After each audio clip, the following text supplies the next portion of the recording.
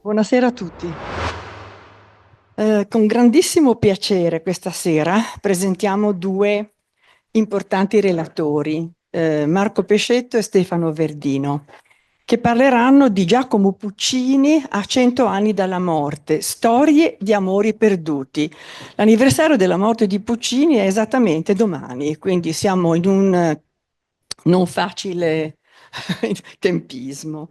Parleranno in due momenti diversi. Il primo relatore illustrerà, ci sarà un percorso biografico corredato da ascolti e invece l'altro intervento riguarda osservazioni sulla drammaturgia del personaggio femminile e, nel caso peculiare, nel personaggio di Madama Butterfly. Credo che tutti voi conosciate i relatori, però per chi non ha consuetudine con l'Accademia, Stefano Verdino, che è un accademico e ha insegnato letteratura italiana all'Università di Verona e infine a Genova, dirige la rivista Nuova Corrente, si è occupato di poesia contemporanea, autore di numerosi testi. Cito l'ultimo, Versi in scena, l'ultimo testo del 2022. L'altro relatore è Marco Pescetto, noto in primo luogo per la professione che ha svolto come medico specialista in anestesia e rianimazione presso l'ospedale Galliera fino al 2021. È medico di sala del Teatro Carlo Felice ed è segretario dell'Associazione Medici Scrittori Italiani. Collabora a numerose riviste e ha presentato opere liriche e il librettista genovese Felice Romani presso l'Auditorium Montale e anche in altre sedi. A loro la parola. Grazie. Grazie Maria Stella. Grazie al professor Verdino dell'invito per cimentarsi con questa chiacchierata su Giacomo Puccini. Questa che vedete accanto al maestro è una rappresentanza delle relazioni amorose delle donne che ha avuto. È una rappresentanza perché non sono tutte presenti. Poi vedremo quante sono.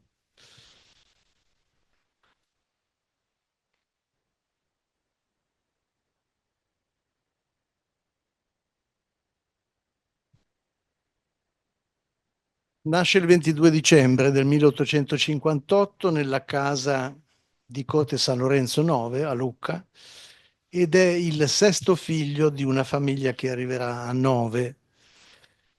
Il papà Michele Puccini è molto fiero e felice che un rampollo maschio sia entrato nella famiglia che annovera almeno 4 generazioni di musicisti. Il primo Puccini che si occupa di musica è Jacopo e è vissuto ai tempi di Mozart.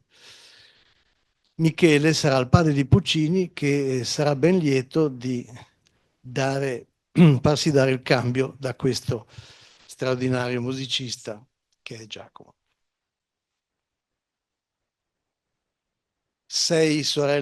5 sorelle femmine lo precedono, lo segue la sorella Ramelde, poi un'altra Macrina che morirà bambina e infine Michele Junior che non avrà il piacere di conoscere suo padre perché il padre di Puccini muore quando Giacomo ha 5 anni, non ha ancora compiuto 6 anni. Quindi Albina, la moglie, la donna che lo ha generato, dovrà badare a una quantità di ragazzi, aiutarli a crescere, allevarli, trovare loro un impiego e lo farà con difficoltà economiche perché una famiglia così numerosa evidentemente poteva essere un problema. Giacomo studia, dà buoni risultati, ma è molto affascinato dalle donne, da sempre. Musica e relazioni amorose quindi si intrecciano nella sua intensa, densa vita. E nei 40 anni della sua attività musicale Puccini scriverà 12 opere che corrispondono a 12 amanti accertate. non è che ciascuna ne ispira un'opera, però ci può essere una corrispondenza in questi numeri. Storie amorose furono brevi, furono almeno 6 di lunga durata, importanti, le perderà tutte. Eccoci al 1884, l'esordio di Puccini al Teatro Dal Verme di Milano, dove è finita la prima opera che lui compone tra i 25 e i 26 anni, Le Villi, un grande applauso scrosciante riempie il teatro. Appena fuori del teatro, il musicista manda un telegramma alla madre, che è malata di cancro. Successo clamoroso, superate speranze, 18 chiamate, ripetuto 3 volte, finale primo. Dagli occhi pieni di orgoglio di Albina Maggi scendono solenni lacrime di gioia. Tanto aveva fatto per far studiare il figlio. Il redattore del Corriere della Sera, Gramola, scrive: Puccini è, a nostro avviso, il compositore che l'Italia attendeva. Verdi è ormai in un'età avanzata, tutti hanno bisogno di avere un erede di Verdi e questo poteva essere il futuro, l'erede di Verdi. L'editore Ricordi acquista l'opera per 2000 lire, Giulio Ricordi, e invitando a pranzo maestro e librettista, gli incarica di comporre una nuova opera. Eccoci alle Villi. Quest'opera è ispirata al movimento della scapigliatura e da Heinrich Heine e narra la storia di creature ultraterrene, le Villi, che sono vendicatrici di donne morte per amore, che trascinano il traditore in una danza sfrenata fino a farlo cadere esanime presso i fantasmi delle donne stesse.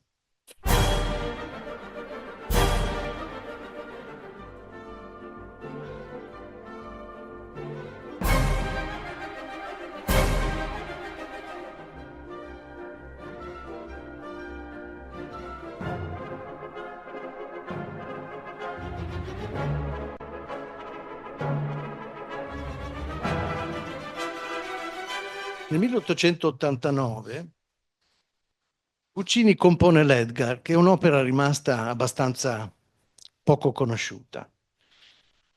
L'immagine che vediamo è quella di Elvira Bonturi, una donna sposata che sarà il primo amore di Giacomo. Ne parliamo più avanti. L'Edgar va in scena il 21 novembre del 1889 al Teatro alla Scala, con molte aspettative verso Puccini. Nonostante però l'opera sia ricca di spunti melodici molto interessanti e importanti, come il preludio all'atto terzo del Requiem, si poggia su un libretto assolutamente inconsistente, poco efficace. E quest'opera narra di due amori contrastanti da cui è preso il protagonista. L'amore puro e celestiale narra di due amori contrastanti da cui è preso il protagonista. L'amore celestiale, puro di Fidelia e quello carnale e sensuale di Tigrane. L'opera verrà ritirata appena dopo 3 recite, perché avrà un successo soltanto di stima e quindi non farà la storia del melodramma. Questa è l'immagine di Elvira Bonturi, una donna tutta da un pezzo, rigida come un manico di scopa, che incontra tra l'83 e l'85 e questa è una donna sposata che però si invaghisce di lui perché lo conosce proprio a casa del marito. Il marito è un rappresentante di liquori e Elvira abbandonerà 2 figli, perché qui metto una figlia che è già nata, ma lei è già gravida del secondo figlio che è del primo marito ancora.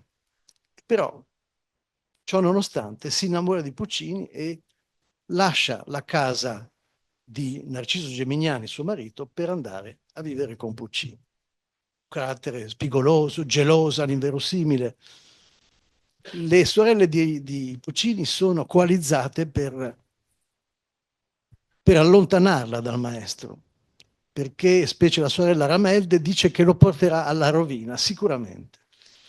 La relazione fa scandalo e i due infatti si potranno sposare solamente quasi 20 anni dopo, nel 1904, quando morirà il marito.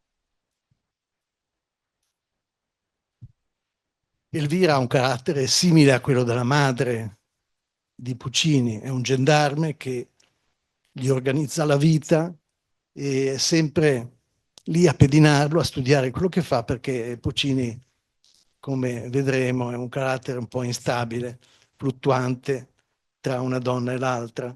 E quello che è importante per Elvira è la fisicità del rapporto. Per il resto non è amante della musica, non è amante delle arti, non ha quasi nulla in comune con Puccini. Ma veniamo al 1893 e al primo trionfo che è Manon Lescaut. La foto nell'immagine è di Cesira Ferrani, che è la prima interprete. L'opera trionfa, fa il giro d'Italia e poi del mondo ed è il periodo, coincide col periodo più tormentato della relazione con la Venturi. Non è un matrimonio perché non si possono sposare, è una relazione dove vivranno di fughe, di trasferimenti nell'impossibilità di coabitare insieme perché infrangerebbero la legge. Con Manon, Puccini trova un nuovo modo di fare musica. Questa musica è ispirata al Tristano di Wagner e come il Tristano di Wagner è tesa verso un sinfonismo che mette a tratti anche gli spunti melodici e di canto al di sotto di quelli che Puccini è abituato a dare rilievo. Non più numeri chiusi, quindi, ma leitmotiv che si viene accennato all'inizio dell'opera e poi viene ripreso durante l'evoluzione della stessa.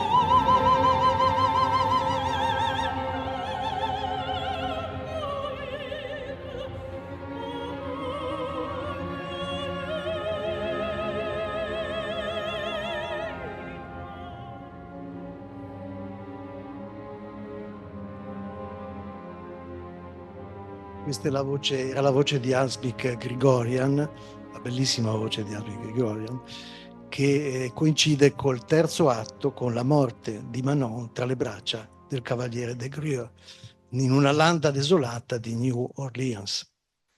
Elvira è sempre lì a seguire e rincorrere il maestro ovunque egli vada. E dietro la figura di Manon c'è ancora Elvira che ha ispirato questo dramma. Qui la vediamo ritratta col figlio della colpa, Antonio, che è nato a poco più di 3 mesi e Elvira sembra già avanti con l'età. Cesira Ferrani, l'interprete della prima Manon, è, guarda caso, meta di interesse di Giacomo Puccini, che ha un flirt, una relazione tra il 93 e il 96. Non è una relazione di 3 anni, ma si vedranno in brevi incontri che ne segneranno gli episodi amorosi.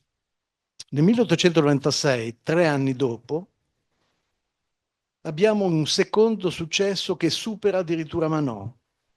È Bohème.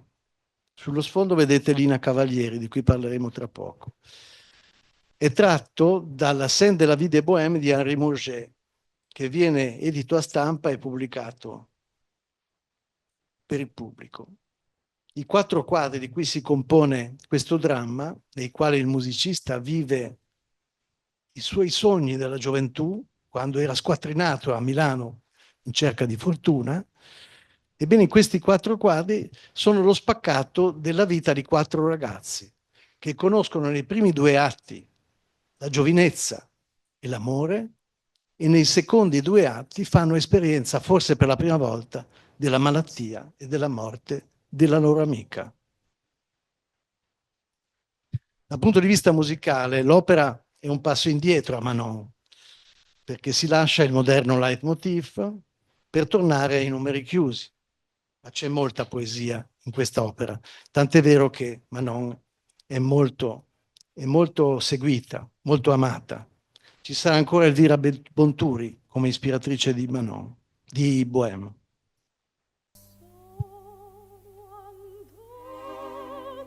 Qui c'è Mimì sul letto di morte.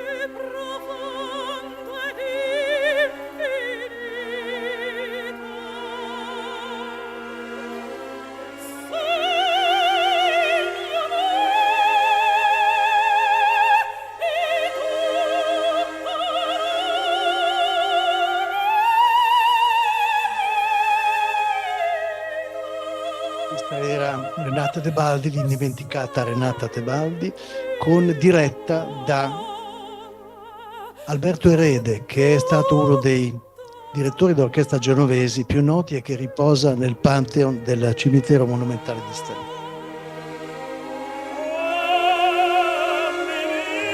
Quest'opera è acclamata in tutto il mondo, in tutta Italia e in tutta Europa.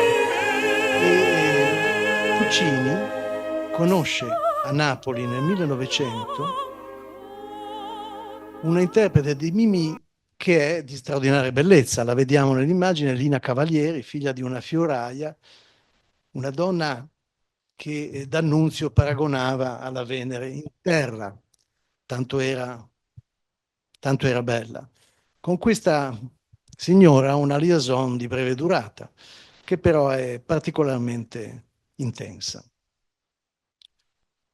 Veniamo al secolo breve, siamo all'inizio del Novecento, che si apre con Tosca al Teatro Costanzi di Roma e a Madama Butterfly, poco tempo dopo, nel 1904, alla Scala, tra un groviglio di amanti, che ce n'è sempre molte, e un incidente automobilistico. Quella che vedete in immagine è Ariclea d'Arclay, la prima interprete di Tosca al Teatro Costanzi. Una rumena che però attrae Puccini e con questa donna ha una piccola breve relazione anche. Questa è Rosina Storchio, la prima interprete di Butterfly, non voglio fare l'elenco di tutte le, però fanno parte della storia. Rosina Storchio è anche essa centro di interesse per Puccini, però quando si rende conto che è la donna di Toscanini fa un passo indietro perché sicuramente non potrebbe creargli dei problemi sul lavoro. I due titoli, Tosca e Madama Butterfly, si configurano nella sfera del realismo. I tre accordi dissonanti dell'incipit di Tosca, che tutti conosciamo, preannunciano la violenza di Scarpia, che è intenzionato a sopprimere il pittore Cavaradossi e abusare del corpo della sua donna. Ci sono tinte forti, tinte cupe, che delineano un personaggio alla fine del primo atto. E con questa famosa aria Tre sbirri, una carrozza presto, Palazzo Farnese, c'è l'approfondimento di questo personaggio malvagio che vuole eliminare a tutti i costi il pittore rivoluzionario. Tosca è la più cinematografica opera di Bellini.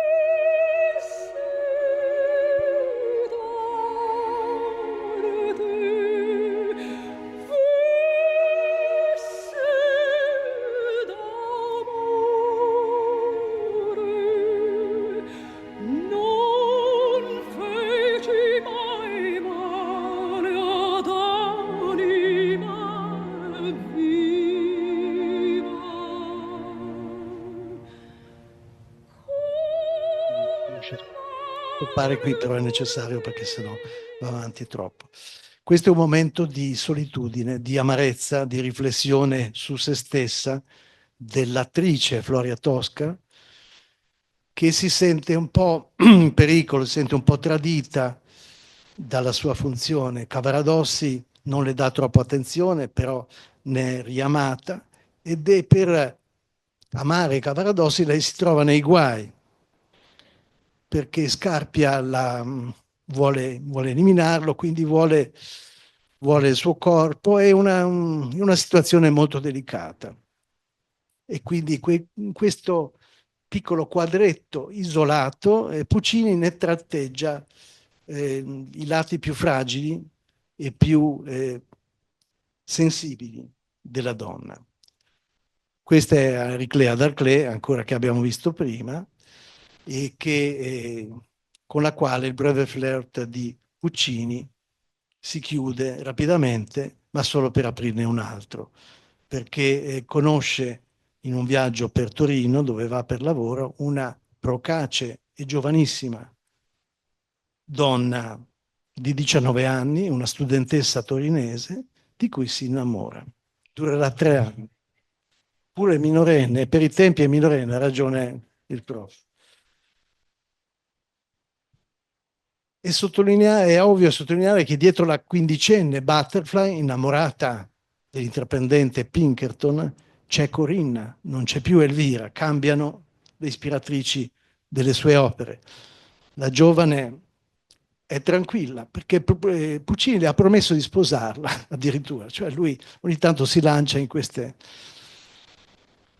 Elvira a quell'epoca non è ancora sposata, quindi tutto sembrerebbe lecito. In realtà lei è tranquilla anche quando Elvira la scorge a Torre del Lago, nei pressi della casa di Puccini, e la prende ad ombrellate. E addirittura Corina Maggia era chiamata da Giulio Ricordi la sordida puttana. E scrivendo a Elvira, Puccini si giustifica, minimizza, dice che non è così importante questa relazione, che si è già affievolita, che poi passerà, ma la gelosia di Elvira è ancora peggiore, perché lei è ancora più ossessiva, lo pedina, lo bracca, e lui si sente veramente infastidito. Si crea distanza tra loro due. Ritornando a Butterfly, c'è un'attenzione di Puccini verso i temi melodici orientali, che si combina con un tradimento, anche qui sempre di amore si parla, tradimento dello Yankee. Questo amore è vissuto come un gioco dall'americano, ma dalla quindicenne giapponese è tutt'altra cosa. È amore vero ed è un sogno che si infrange, che lei, dopo quello che accadrà, cade nella disperazione e poi nel suicidio.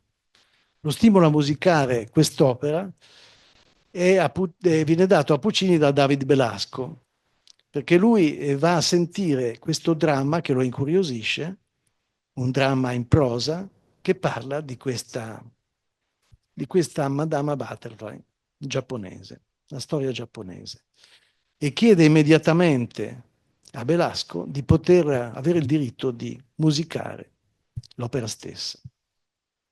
Butterfly farà naufragio alla Scala, non perché sia un'opera indegna, ma perché c'è una claque che, come spesso accade alla Scala, più che in altri teatri, è venuta per stroncare l'opera.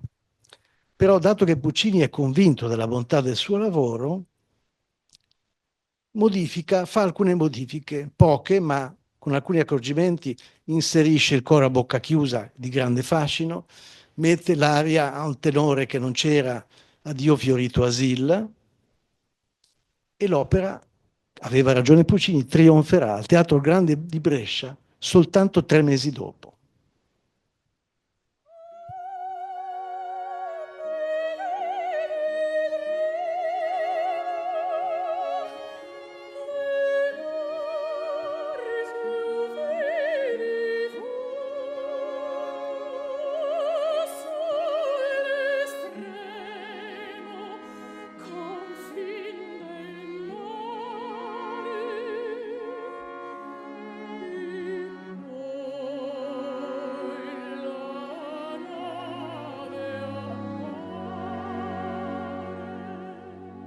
Questa è l'attesa di Butterfly del ritorno di Pinkerton, il quale arriva con una donna. La cosa non è buona e finirà molto male.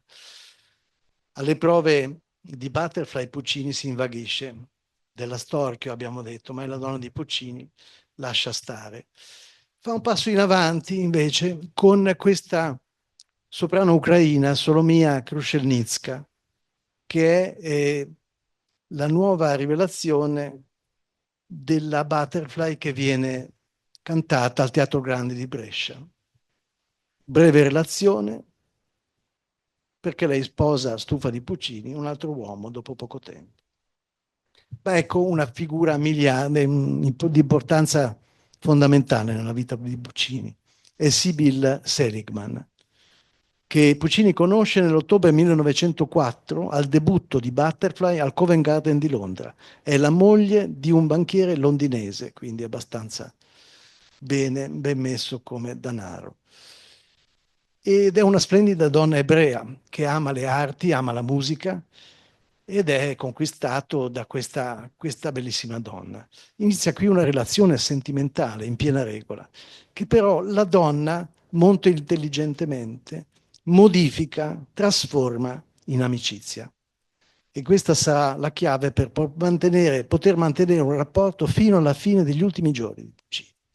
È l'unica donna, in parte assieme anche a Giulia Manfredi, che sarà fedele a Puccini fino alla fine.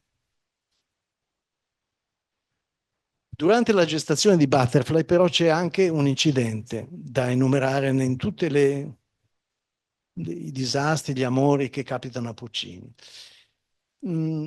Puccini è a bordo della sua automobile, guidata dall'autista, e con a bordo Elvira e il figlio Antonio. La macchina per un imprevisto va fuori strada e l'unico a farne le spese è proprio Puccini, che riporta la frattura della tibia destra. A quel tempo non c'erano interventi chirurgici immediati da mettere a posto i femori, tantomeno le tibie, e quindi è costretto alla immobilità per diversi mesi. E gli viene imposto, perché è braccato e lì presente non può andare via, gli viene imposto di lasciare la famosa Corinna Mangia, ma lui non risponde neanche. Gli viene detto dalla Elvira e gli viene ridetto da Giulio Ricordi, fino a che, non avendo risposta, Ricordi gli manda una lettera infuocata dove gli dice che un artista come Puccini non può passare il tempo con una meretrice che insomma gliela mette proprio chiara. E a questo punto Puccini non sa come uscirne e il denaro è sempre un buon viatico, manda 20.000 lire alla Corinna, la quale si fa da parte. Eccoli qui i ritratti in un momento dell'esilio forzato a casa, in compagnia di Elvira, ma nel 1909 avviene una tragedia proprio vicino a casa Puccini. A Torre del Lago, mentre compone La fanciulla del West, ci sono con lui la moglie Elvira e la cameriera, una cameriera che si chiama Doria Manfredi, una ragazzina, che è figlia di un amico di Puccini, col quale lui faceva scorribande andando a caccia per Torre del Lago. E dato che muore questo amico, Puccini, con molto senso di solidarietà, prende a servizio questa donna per migliorare la situazione economica della famiglia. Ecco, Puccini, di ritorno dalla battuta di caccia. Verso i 16 anni la ragazza sviluppa una grande ammirazione per il musicista, che fa imbufalire Elvira. Questa è convinta che ci sia una relazione sentimentale tra i due e gli fa delle scenate di gelosia incredibili e definisce a male parole, la sordida puttana anche lei, la Doria Manfredi, e la caccia letteralmente di casa. Questa cacciata è anche rafforzata dalle insinuazioni della figlia di primo letto di Elvira, Fosca. Perché questo? Ve lo dico perché c'è una ragione. Fosca era stata colta involontariamente durante un rapporto sessuale in casa di Puccini con uno dei librettisti della Fanciulla del West, Civinini. E quindi voleva distogliere dalla sua persona alcun interesse.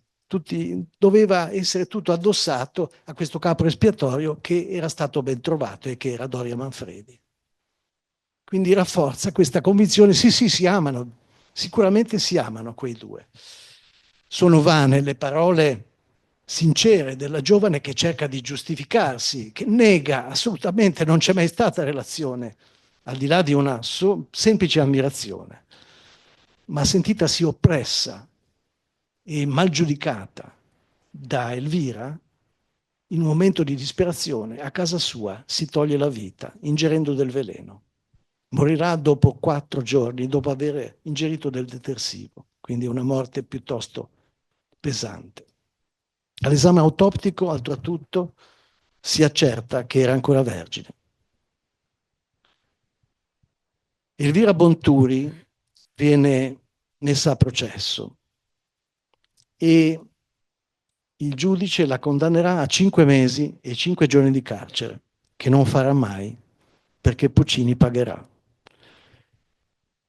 Pagherà la famiglia Manfredi, cioè darà un'offerta di in qualche modo riparatoria di 12.000 lire e quindi la famiglia della povera Doria ritirerà la querela. È da questo momento che i rapporti tra Elvira e Giacomo si incrinano irrimediabilmente. Non ci sarà più niente come prima.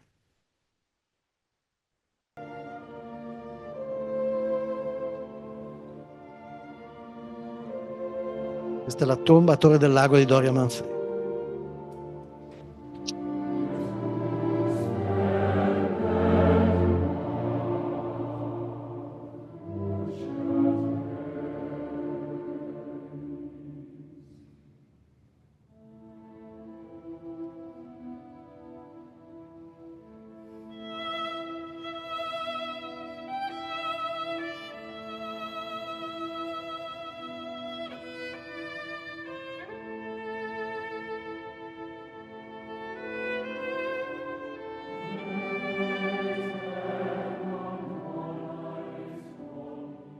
Questo brano che vi ho fatto ascoltare è preso dal Requiem di Puccini che fece in memoria di Giuseppe Verdi.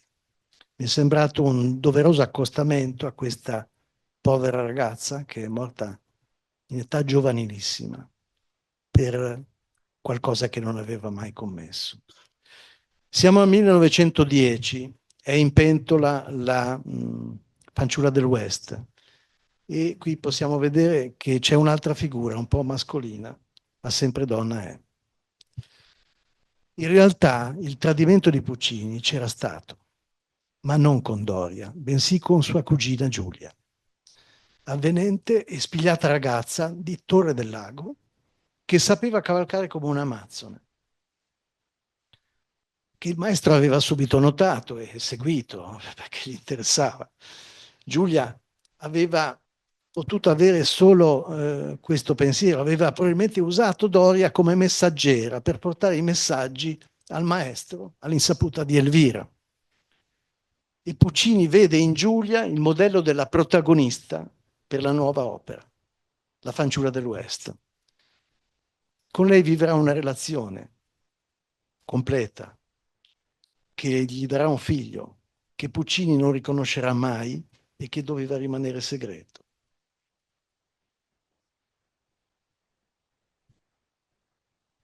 Giulia è tutto quello che non è Elvira. È sportiva, è spigliata, sensuale, capace di rimanere nell'ombra e ha una solarità e una generosità che ne costituisce i caratteri necessari per incarnare proprio la Minnie della fanciulla del West, che è una abituata a gestire gli avventori che sono i cercatori d'oro, e quindi una donna molto spigliata, molto, molto diretta. Giulia Manfredi, col suo affetto non possessivo, vivrà col maestro una relazione parallela a Elvira Bonturi di almeno 12 anni, fino al 1922, a 2 anni dalla morte di Giacomo. Anche se per ovvi motivi di riservatezza non si recherà a Bruxelles dal maestro, sarà una donna, assieme a Sibylle Seligman, la donna più fedele a Puccini. La fanciulla del West vede le scene la prima volta il 10 dicembre 1910 al Metropolitan di New York, protagonisti Enrico Caruso ed Emmy Destin. E con questa opera Puccini inizia una fase nuova. Il suo motto era rinnovarsi o morire. Lui non vuole rimanere inscatolato nei numeri chiusi, nelle aree melodiche di Bohème, ma vuole osare.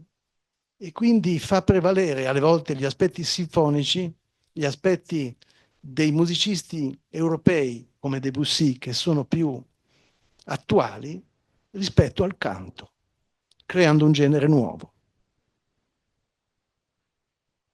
Ecco, in queste immagini i protagonisti della prima, Enrico Caruso e la Emmy Destin, e qua i tre moschettieri, Puccini, il compositore, il direttore d'orchestra Toscanini e David Belasco, che è l'autore del dramma che conquistò per la prima volta il Giacomo.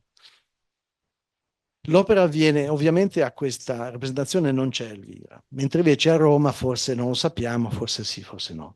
Portata in Italia al Teatro Costanzi di Roma nell'11, ottiene una ottima accoglienza del pubblico romano, perplessa è un po' la critica, che è disorientata di fronte a questo Puccini nuovo, un Puccini che non ha proprio delle arie scolpite, orecchiabili, come quelle che dicevamo prima, ma è promotore di una musica più raffinata, che guarda al colore orchestrale, che guarda in un altro senso anche il leitmotiv, che c'è anche qua. Assieme a Gianni Schicchi è l'unica opera a lieto fine di Puccini, tutte le altre muoiono tutte le donne. È disegnata la fanciulla del western in un contesto cinematografico come Tosca, e nell'aria del terzo atto, scritta per Caruso, perché di arie melodiche ce n'è poche, una è stata scritta solo per Caruso, non si può non scorgere Giulia Manfredi come ispiratrice, quando parla di Minnie, della mia vita, mio solo fiore.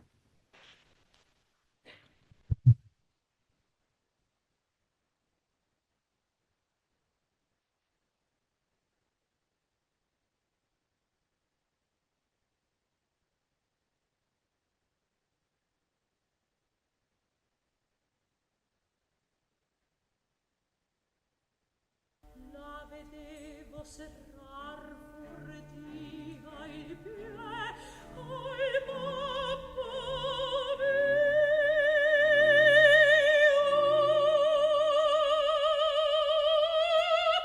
Questa è ancora la Renata De Bardi. Come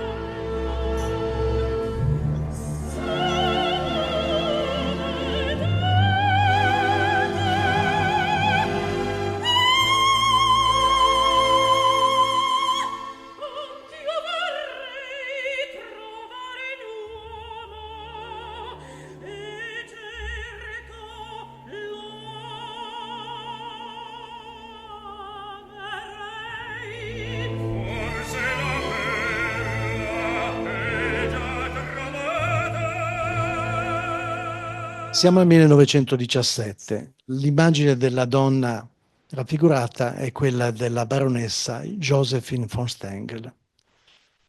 Puccini, questa volta bira in alto. E è una storia importante che dura almeno 7 anni. È passata la loro prima notte a Monaco di Baviera. Puccini è entusiasta, la porta a Viareggio, dove la porta sul suo motoscafo personale, Cioccio-san, acquistato per lei. Poi la porta sul lago di Massaciucoli, la porta in Germania, a Bayreuth a sentire il Parsifal. È proprio un amore bruciante. Lei divorzia dal marito per convivere con Puccini, dà l'affidamento delle figlie al marito. Dopo 7 anni anche questa storia però finisce, perché la von Stengel è abbastanza interessata anche al genere maschile e lo tradirà con un ufficiale, un capitano dell'esercito italiano. Nel 1912 muore a Milano il suo mentore Giulio Ricordi, che tanto aveva fatto per Puccini. Superato un periodo di depressione, di malinconia, ascolta nel 1913 la bella soprano Maria Jeriza a Vienna nel ruolo di Minnie. Un breve flirt e poi si passano alle spine perché con la morte di Ricordi gli succede il figlio Tito II, che ha un carattere autoritario, sprezzante, ambiguo, non andranno mai d'accordo con Puccini. Infatti, mentre gli viene proposto in Austria il nuovo soggetto della rondine, sul soggetto di Wiener e Reichardt, si farà avanti la casa editrice Sonzogno, perché vedrà che Ricordi si tira indietro.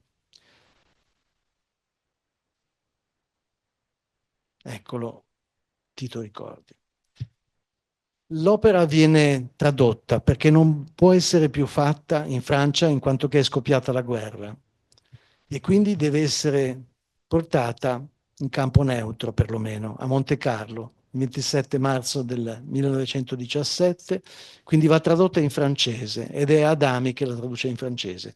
In quest'opera, che è un'opera autobiografica, per certi versi, le esuberanze amorose di Puccini si identificano nell'enigmatico personaggio di Magda. Magda è una persona particolare che ha vissuto un passato da cortigiana, gli piacciono gli amori impossibili, infatti incontra una persona mai vista, che conosce in un locale, un certo Ruggero, e decide di avere una relazione con lui. In realtà poi lo lascerà quasi immediatamente e ritornerà alla sua vita col suo protettore Rambaldo. E così Magda sarà lo specchio anche della von Stengel, perché lei, come lei si è stufata di Puccini, Magda si stuferà di questo Ruggero. E qui non si può ignorare quella gemma di purezza, di sensibilità che crea Puccini con Il bel sogno di Doretta, tratto dalla Rondine, che non è un'opera straordinaria, però in quest'aria fa respirare a un'Europa che sta calandosi nel buio della guerra quel clima di belle époque, di nostalgia e di bellezza che tocca il cuore a molti. Lo sentiamo ancora una volta da Renata Tebaldi.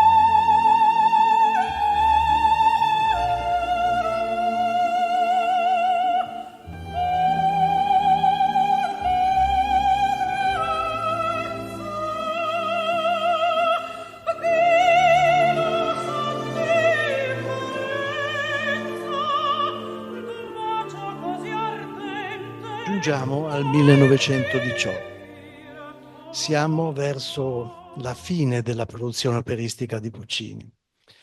Nel 1918, tra il 17 e il 18, vengono composte 3 opere che fanno parte di un trittico così chiamato. Sono 3 atti unici che non hanno niente in comune l'una con l'altra se non il tema della morte, che rivelerà pertinente purtroppo per Puccini. Muore Luigi, assassinato dal capo della barca dove si trovano insieme Giorgetta e altri personaggi. Muore strangolato dal marito tradito. Muore Suor Angelica, che si suicida con erbe benefiche alla notizia che suo figlio illegittimo ha perso la vita. Muore Buoso nel Gianni Schicchi, lasciando un testamento che punisce gli avidi eventuali eredi. Quindi questo è il tema della morte. In realtà Gianni Schicchi finisce poi come una commedia molto serena ed allegra. Rose Ader è l'ultima fiamma, l'ultimo amore di Puccini, che conosce ad Amburgo nel 1921 quando ha superato i 60 anni. Ha 32 anni più di lei, ma si accende ancora per le donne. Sarà lui a lasciarla dopo 2 anni di convivenza, per non saperle dare tutto l'amore che lei meriterà. Nel trittico c'è ragione di credere che dietro l'amore giovanile di Giorgetta per Luigi e di quello solare ed entusiasta di Lauretta e Rinuccio si nasconda l'amore sincero di Giulia Manfredi per Puccini. Cosa a parte l'amore di Angelica per suo figlio. È molto toccante, non c'è il tempo materiale per sentirlo, il dialogo tra Angelica e la zia principessa quando lei le rivelerà la morte del figlio illegittimo che aveva avuto, perché è paragonato da un critico musicale al duetto che c'è tra il Filippo II e il grande inquisitore nel Don Carlo. Rose Ader interpreterà la parte di Angelica così intensamente da conquistare il cuore di Puccini. Mia dolce rosa, mia sola unica donna che io ami. La relazione, abbiamo detto, dura 2 anni, però si autolimita. Puccini capisce che non può dare futuro a questa ragazza, che è molto amareggiata, accetta questa soluzione. Bella soluzione invece, al di fuori del contesto della morte, la trova Gianni Schicchi, che riesce, sostituendosi al povero Buoso, a lasciare in eredità la casa di Firenze ai giovani Rinuccio e Lauretta, che si potranno sposare come desiderato alle Calende di Maggio e abitare in una casa più che decorosa. Siamo all'anno più critico, che è il 1924.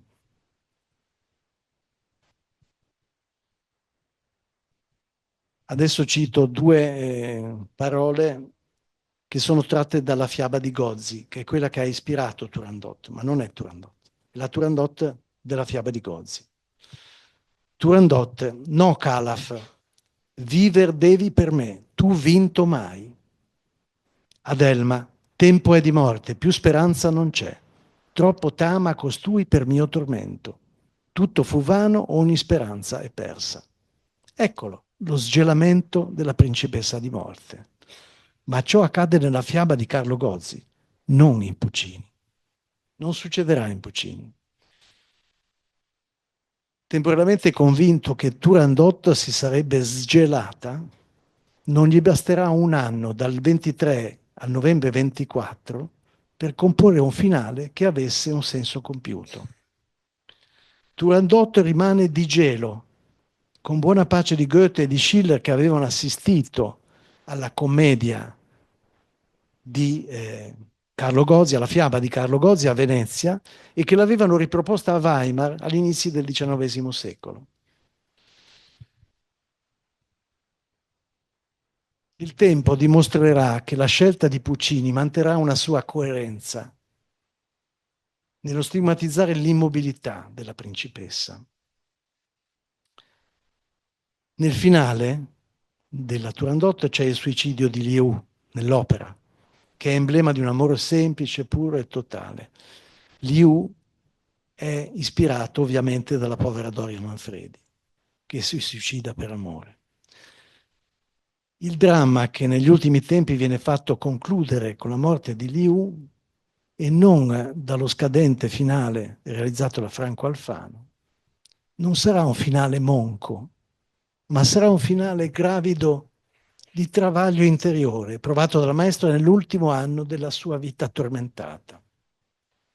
La scelta del soggetto di Turandot, dell'opera, viene fatta in un ristorante milanese nell'autunno del 1919 o forse nella primavera del 20. Puccini e Adami, librettista del Tabarro, incontrano Renato Simoni, che è critico del Corriere della Sera. E Simoni non fa che allungare una copia della fiaba di Carlo Gozzi a Puccini. Puccini ne è colpito ed interessato. Due parole su Turandot.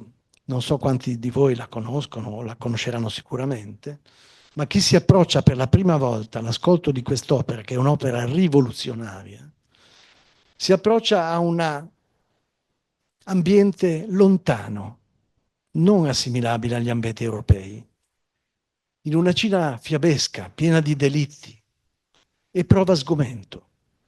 L'inizio è una scena shock con 5 accordi dissonanti a piena orchestra che generano una scossa elettrica nell'ascoltatore. È un linguaggio rivoluzionario, abbiamo detto, che è influenzato, condizionato da Wagner, da Richard Strauss, da Debussy, da Schoenberg e persino da Stravinsky, che nella mente di Puccini vengono rielaborati e portati ad affrontare il tema della morte. Occorreranno 2 anni, dal marzo 1922 al febbraio 1924, per completare l'orchestrazione dei primi 2 atti dell'opera, perché Puccini è sempre stato indolente, ma lo è diventato ancora di più. Non riusciva a intravedere lo sbocco di quest'opera, perché non riusciva a capire come una principessa che faceva giustiziare tutti i pretendenti, se non rispondevano ai famosi 3 enigmi, potesse sgelarsi. Era una cosa molto difficile. Il terzo atto, che doveva contenere lo sgelamento, non gli veniva mai. L'aveva fatto arrivare 4 volte nel dicembre del 23, ma senza esito.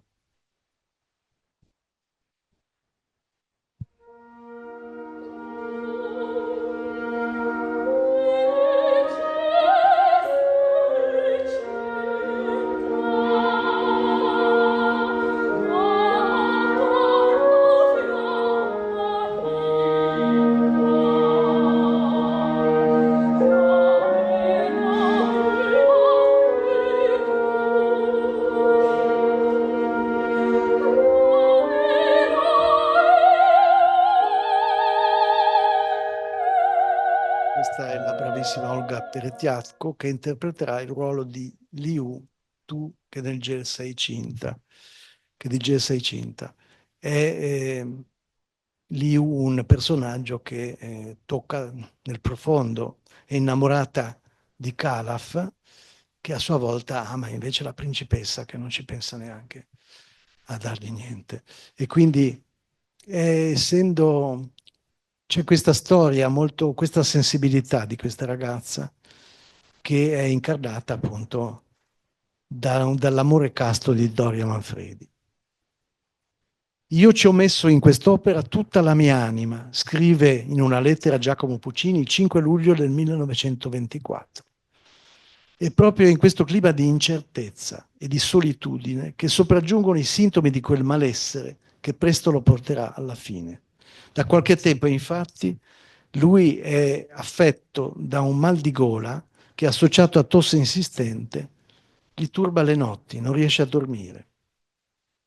Il 1° aprile del 24, in questa situazione di salute, si reca presso la Sala Bianca di Palazzo Pilti perché vuole assistere alla prima del Pierrot Lunaire di Schoenberg. Puccini è molto aperto ai moderni, ai contemporanei. Puccini è colpito dallo stile della guida della seconda metà di Vienna, della scuola di Vienna, e qualcosa, ci dice Alberto Cantù, va a finire proprio nel primo atto della Turandot, Invocazione alla Luna. Tant'è vero che forse è l'unico che fa i complimenti a Schoenberg in francese. Ma veniamo alla salute di Puccini. C'è uno scadimento delle condizioni generali, con una tosse insistente e un peggioramento dei dolori alla gola. Il maestro si decide ad andare da un esperto, dal professor Torrigiani a Firenze, che fatto una biopsia, gli fa la diagnosi. È un carcinoma dell'epiglottide delle dimensioni di una noce, con diffusione metastatica di malattia ai linfonodi laterocervicali bilateralmente. Quindi una diagnosi pesantissima che si abbatte come un macigno sul povero Puccini, che è trasecolato, ha trascurato forse un po' il male prima. Viene istituito un consulto, vengono chiamati gli esperti come il professor Totti e il professor Gradenigo di Napoli. Essendo tutti concordi sulla diagnosi del collega, propongono al paziente di trattare la patologia con un'applicazione di radio nella sede del tumore, perché la chirurgia ormai non ha significato, perché il tumore è troppo avanti. Danno la scelta a Puccini di recarsi o a Berlino o a Bruxelles.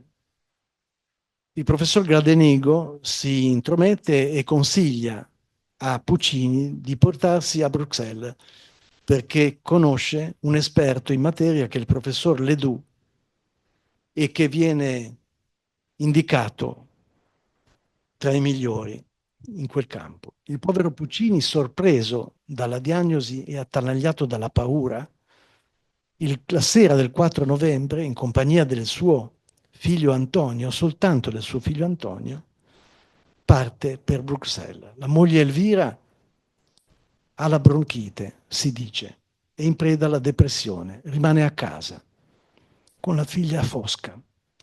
E qui è già un segnale di un rapporto che ha perso lo smalto dei tempi precedenti. Puccini, alla stazione di Pisa, porta con sé 23 fogli di appunti con i quali continua a correggere il finale di Turandot perché non lo soddisfa mai. E con quello porta anche 36 pagine di partitura. Spera che, se le cure avranno un esito positivo, gli venga l'ispirazione per portare a termine l'opera. Ecco i fogli scritti e scarabocchiati, cancellati dalla mano proprio di Puccini. Dopo essersi recato al Teatro delle Monneie a Bruxelles per vedere una recita della sua Butterfly, la mattina del 24 novembre inizia la prima seduta del trattamento. Date le condizioni scadenti del paziente, che hanno scoperto ha un diabete scompensato e non è in perfette condizioni cardiovascolari, viene pianificato un intervento di tracheostomia in anestesia locale per avere accesso alla sede della lesione, che è situata in corrispondenza della parte superiore del laringe, cioè dell'epiglottide, che al momento è occupata da una noce di tumore che è la causa del problema di Puccini. Viene somministrata al paziente una fiala endovenosa di morfina. Individuata la sede della lesione, vengono posizionati 7 aghi imbevuti di radio nella periferia del tumore, applicando un collare perché non si dislochino. La procedura dura 3 ore e 40 minuti. Puccini, nonostante la morfina, è vigile ed esausto. Scrive su un foglio: mi pare di avere delle baionette in gola. Il giovedì e venerdì le seguenti sedute si svolgono senza incidenti di sorta. Dopo i trattamenti, in effetti, il paziente si alza, legge i giornali e vive una vita abbastanza tranquilla. Alle 4 del pomeriggio arriva Fosca, la sua figliastra, la figlia del primo letto di Elvira, che dopo sollecitazione di Sibyl Seligman di non lasciare da solo il figlio Antonio al capezzale di suo padre, accorre a Bruxelles. La ragazza scrive ad Albino Del Ponte e a Sibille che Puccini sta migliorando. Il professor Ledoux, spinto da un cauto ottimismo, dice ai parenti: Puccini en sortirà, Puccini se la caverà. Ma alle 18 dello stesso giorno, improvvisamente un attacco cardiaco, probabilmente un infarto, fa perdere coscienza al maestro. C'è una seconda ipotesi, che il problema cardiaco sia stato generato da una lesione del nervo vago che sarebbe stato intaccato dall'ingrandirsi delle metastasi latero-cervicali del collo, che Puccini aveva già. Comunque c'è una defiance cardiaca. Viene chiamato d'urgenza dal professor Ledoux, che accorre immediatamente, constata un'emorragia proprio nella sede della lesione ed estrae rapidamente tutti gli aghi posizionati. Sto peggio di prima, scrive sui foglietti il maestro, appena riprende conoscenza. Ho l'inferno in gola e mi sento svanire. Acqua fresca. Alle 7:30 del 29 novembre si presentano al nunzio apostolico Micara, l'ambasciatore italiano, Orsini Baroni, e gli viene data l'estrema unzione. Alle 11:30 dello stesso giorno, pienamente cosciente, Puccini fa un cenno con la mano come per un addio e muore davanti al figlio Antonio, che rimane impietrito.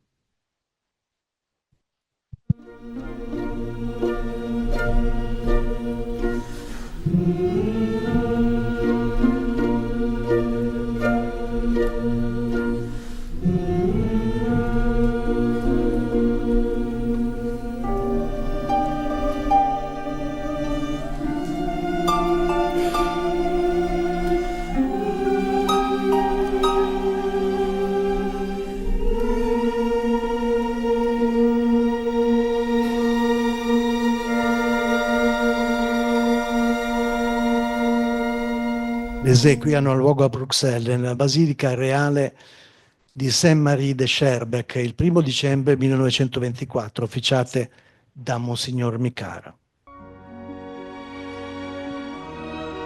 Questo è l'intermezzo di Manon.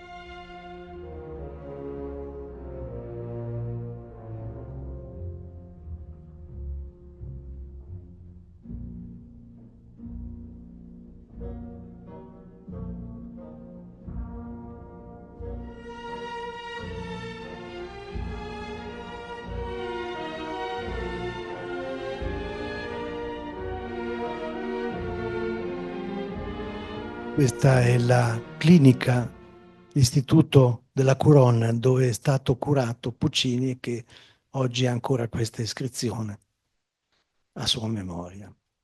Il feretro viene quindi portato col treno a Milano, dove viene celebrato un funerale solenne in Duomo, ufficiato dal cardinale Tosi. Siamo il 3 dicembre 24. Toscanini dirige l'orchestra del Teatro La Scala nel requiem dell'atto terzo dell'Edgar, davanti a migliaia di persone sgomente e in pianto per la perdita del sia alto artista.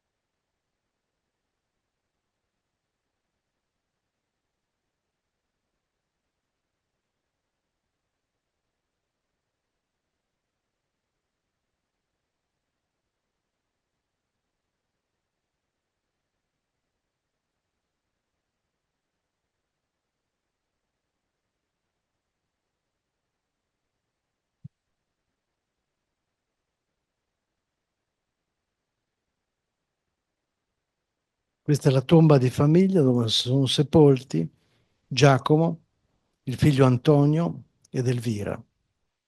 Il figlio Antonio morirà dello stesso tumore che aveva avuto suo padre. Siamo al 1926, c'è la prima rappresentazione assoluta di Turandot. Il 25 aprile, al terzo atto, dopo la morte di Liu, il maestro Toscanini, poggiando sul leggio la bacchetta, si volta verso il pubblico e dice: qui finisce l'opera, perché in questo punto il maestro è morto. Dopo alcuni secondi di smarrimento tra il pubblico presente si leva un grido: Viva Puccini! E un applauso gravido di dolore e gratitudine che sembra non finire mai.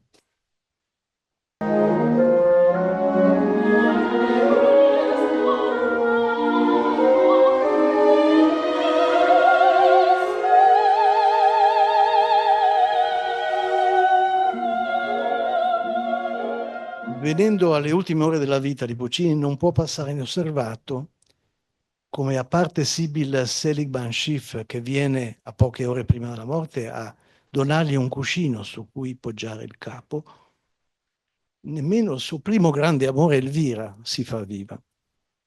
Non possiamo escludere che la donna, creduta a letto con la bronchite e la depressione, non abbia sentito il piacere o il dovere di essere vicino a un uomo che da tempo si era raffreddato nei suoi confronti. L'amore che Puccini cercherà, tormentato per tutta la vita, si illude di averlo trovato in qualche frangente, ma lo scambia per attrazione sessuale e ne rimane deluso. Lo cerca ancora e allora, non trovandolo compiutamente nel rapporto con le sue amanti, lo canterà.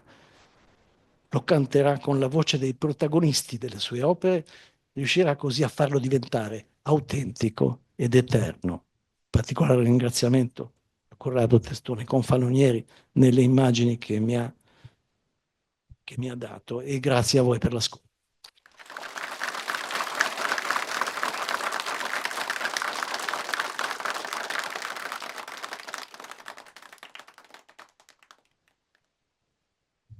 C'è poco da aggiungere dopo questo bellissimo excursus con queste belle immagini e questa articolazione biografica così ricca. Io mi limiterò appunto in un quarto d'ora, non di più, a sottolineare alcuni aspetti di Puccini drammaturgo, non musicista, perché come Verdi, Puccini è stato coautore proprio dei testi, a partire dai testi, no? Lui, abbiamo visto, appunto, era indolente, era incontentabile nella musica, ma anche nelle parole. Il rapporto tra questi due grandi musicisti, Verdi e Puccini, nei confronti dei loro librettisti, era un rapporto tirannico, anche se molto diverso, perché quello di Verdi è proprio un tiranno impositivo e coercitivo. Quello di Puccini, come avete visto, il personaggio è più subdolo, insinuante, sornione, un po' come un gatto, no? Molto, molto avvolgente. In particolare, un altro elemento che è venuto chiaro è questa esigenza appunto di non ripetersi, di superamento, che era anche un'esigenza verdiana, per cui di non rimanere inchiodato a quello che volgarmente viene detto come Puccini, come il musicista di Mimì, soltanto delle sartine, di questa tenerezza zuccherosa e sentimentale. E non è assolutamente vero, come è venuto fuori. E tanto più che ci sono alcune opere dove questo elemento di violenza a vari livelli e di crudeltà è molto affrontato. E in particolare dove c'è proprio una cesura, che è quella che appunto Marco Pescetto ha ricordato dall'attacco dissonante di Tosca, proprio che è una volontà di cambiare. Di nuovo, volgarmente si dice Puccini appartiene alla cosiddetta scuola verista musicale, con Leoncavallo, Mascagni e Giordano, no? Ed è una definizione totalmente insoddisfacente, perché questo può valere per le prime prove, appunto, tra scapigliatura e verismo, fino a questa esigenza di queste opere quadro, che sono appunto Manon e Bohème. Ma poi a partire da Tosca invece il discorso è completamente diverso, non c'è più nulla di tutto questo. Tra l'altro C'è un'esigenza che impara in qualche modo dai rivali Mascagni e Leoncavallo, che è quella della concentrazione, non il quadro che si articola in più epoche come in Manon Lescaut e come in Bohème, ma la concentrazione, no? Addirittura recuperando l'unità di tempo e luogo per certi versi. Pensiamo a Fosca, siamo in una giornata a Roma, sono luoghi diversi, ma siamo a Roma. L'opera è di un francese. E farla a Roma nel 1900, anno santo, con la questione romana, certamente ci sono dei particolari problemi. Tra l'altro i librettisti di Puccini cruciali sono due, Illica e Giacosa. E Illica, che avevano due temperamenti completamente diversi e anche posizioni politiche diverse. Illica era un repubblicano garibaldino e lo si vede quando è libretto improprio, il libretto dell'Andrea Chenier e quello per Giordano è un libretto chiaramente molto di temperamento repubblicano. Giacosa era invece una figura proprio ufficiale del sistema culturale del tempo ed era un conservatore, come sostanzialmente anche Puccini. E i librettisti avevano dei compiti distinti. Illica era il grande sceneggiatore e Giacosa era il verseggiatore, il grande verseggiatore elegante. E tra questi ci sono sempre conflitti, perché poi le opere sono gestite in un quartetto, perché ci sono i librettisti, i musicisti e l'editore. Giulio Ricordi, che ha sempre un fortissimo rapporto in tutto questo. E se pensiamo a Tosca, cioè l'atto appunto è tutto concentrato, i luoghi sono diversi, ma è in quella Roma. C'è il quadro, che è soprattutto il primo atto, con la scena del Te Deum e il contrappunto con Scarpia, ma poi tutto è incentrato sempre nelle dimensioni delle conversazioni, tanto che proprio Giacosa è quello che dice: ma no, non lo facciamo Tosca, non va bene per la musica, il dramma di Sardou è troppo di conversazioni, come si fa a fare continuamente una scena a due, no? E invece questa era proprio la grande novità di Puccini, che di nuovo è un'eredità, fare musica proprio sulla conversazione, no? Sul dialogo. È un'invenzione già di Verdi, della grande scena della Traviata tra Giorgio Germont e Violetta, ma Puccini la fa propria perché appunto ci sono queste straordinarie conversazioni per cui non occorre più l'aria, i metri particolari, bastano gli endecasillabi, addirittura quasi in qualche modo la prosa, no? Con qualche cadenza. Si ricordava appunto a Suor Angelica, appunto la principessa quando entra già: il principe Gualtieri vostro padre, la principessa Clara vostra madre. Sono due endecasillabi parlati, ritmati soltanto con questo accento, già dà una dimensione quanto mai raggelante, perché la musica puntineggia in modo quanto mai sobrio. Ma e vedendo appunto proprio la dimensione della violenza tra Tosca e Butterfly che sono viste, c'è proprio una significativa esibizione di diversità. La violenza di Tosca è totalmente esibita, no? Perché c'è nella stessa scena in cui c'è nel retroscena l'uomo torturato, no? Che con il cerchio alla testa, e qua c'è un tentativo di stupro che poi ha un patteggiamento e poi finisce in un omicidio, perché poi Scarpia mette le mani su Tosca, Tosca appunto fanno colluttazione, poi Vissidarti la romanza, la preghiera: ma signore, perché mi fai queste cose? E poi patteggia, ma poi lo uccide, no? In qualche modo. E poi c'è la scena dei candelieri, no? Quindi con tutta una scena di effettacci, ma che vengono straordinariamente realizzati. Però appunto il gioco su chi vince tra Scarpia e lei c'è il gioco della fucilazione simulata, che come facemmo del conte Palmieri, che viene detto a Spoletta, in cui con Scarpia dà l'ordine di fucilazione simulata, ma c'è un metalinguaggio per cui Spoletta capisce che non si deve fare simulata, ma la si deve fare davvero, come avviene, no? E quindi mentre se passiamo a Butterfly, la violenza è tutta intima, no? Cioè è una scena, è un'opera veramente straziante, dove il personaggio, qui la concentrazione è di nuovo, c'è come una tragedia in cui c'è un prologo di qualche mese prima, ma il luogo è la stessa casa, siamo sempre nella stessa casa, non ci si muove mai. E infatti Puccini in una prima stesura doveva esserci un'altra parte al consolato, no? E sentite cosa scrive Puccini a Giulio Ricordi, perché appunto dicevamo l'altro interlocutore. Caro Giulio, sono stato 2 giorni d'umore pessimo e sa perché? Perché il libretto com'è dopo il secondo atto non va. Accorgendomi me ne sono angustiato tanto. Sono convinto che l'opera deve essere in 2 atti. Non si spaventi. La scena del consolato è un grave sbaglio. Il dramma deve correre alla fine senza interruzioni, serrato, efficace, terribile. No? Ecco, quindi chi legge la Butterfly soltanto come una cosa zuccherosa e strappalacrime, appunto, non coglie queste dimensioni di crudeltà e del fatto che il personaggio, la moglie giocattolo che compera, perché appunto la situazione è questa, che compera Pinkerton, diventa invece una donna piena di dignità che resiste e si indigna, che ha una grande forza, perché quando appunto capisce che la situazione sembra perduta, anche se lei ha una fede incrollabile col console, cosa fa? La battuta tronca. Suzuki presto presto che sua grazia se ne va.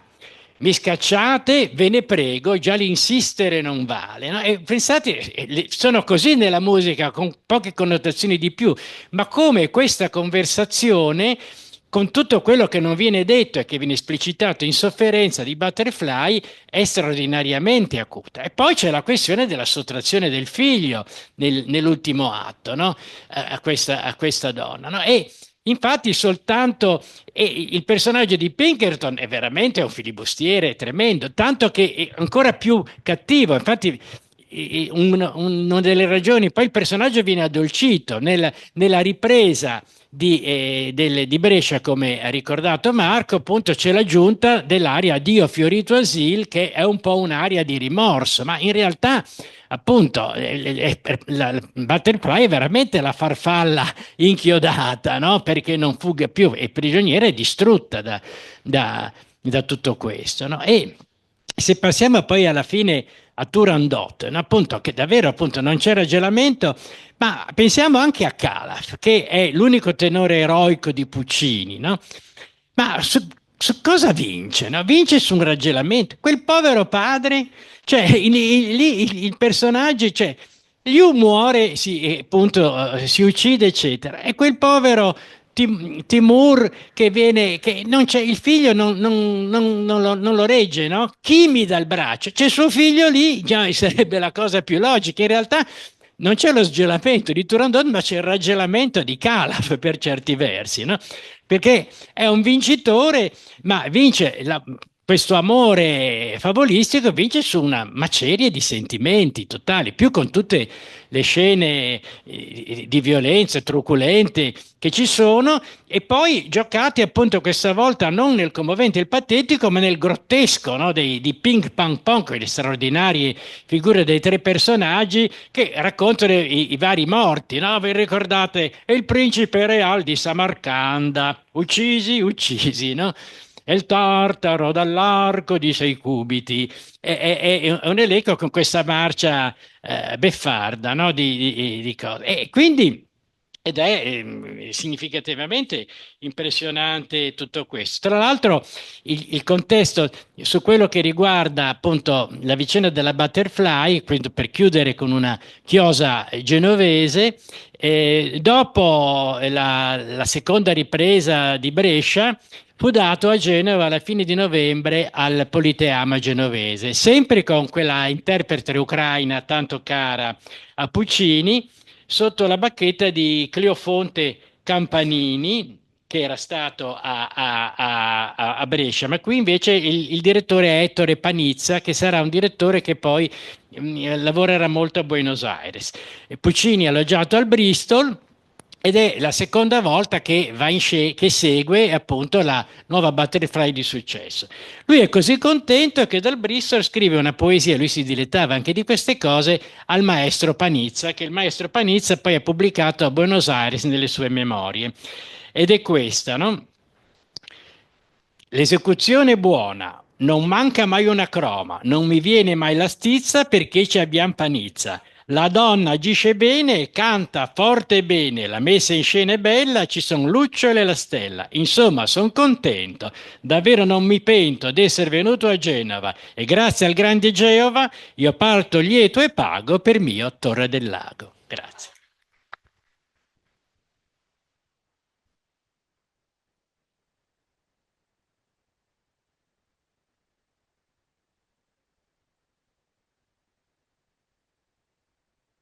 Bene, ringrazio di cuore davvero i due relatori, complimenti per le scelte musicali, questa Tebaldi degli anni 50 è veramente una chicca, se si può usare questo termine. Bene, c'è ancora qualche minuto per degli interventi, se voi avete qualche cosa da chiedere o qualche domanda. No, avete sentito molto.